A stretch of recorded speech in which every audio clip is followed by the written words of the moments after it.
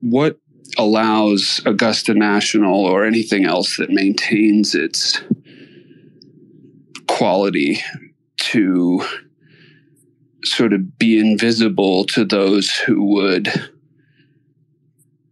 siphon off or take advantage of that quality?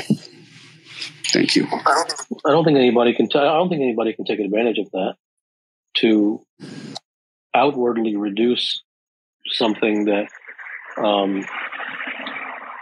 has developed that quality. Even if something is truly unique, it's truly unique. And quite honestly, if it is the only thing of its kind, whether one person recognizes it or 100 million, it doesn't change the fact. It isn't a popularity contest.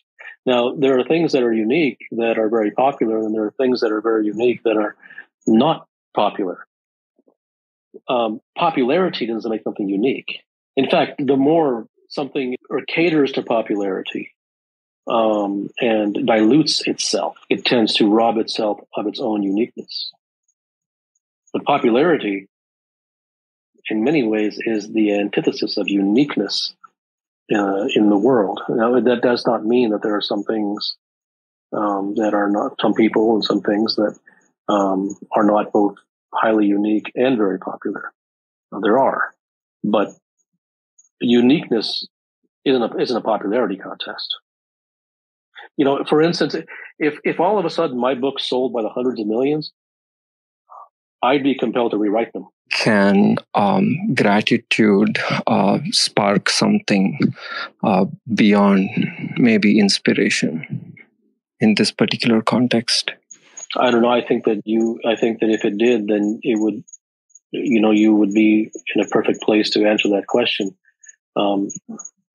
These are, feelings are one's feelings, and the sincerity and the depth of one's feelings are real. But as for calling them things, does gratitude lead to X, Y, and Z? That just becomes abstract.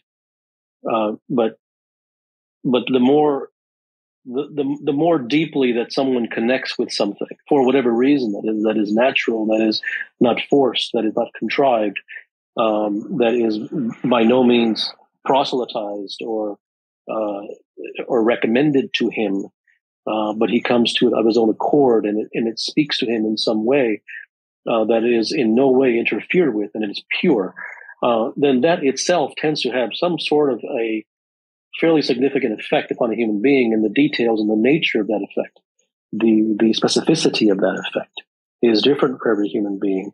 But to reduce it to words, and then say, does this word lead to something else in the future? I think perhaps is to diminish the experience rather than to allow one to feel what they feel and allow that to lead where it leads. But thank you for your words.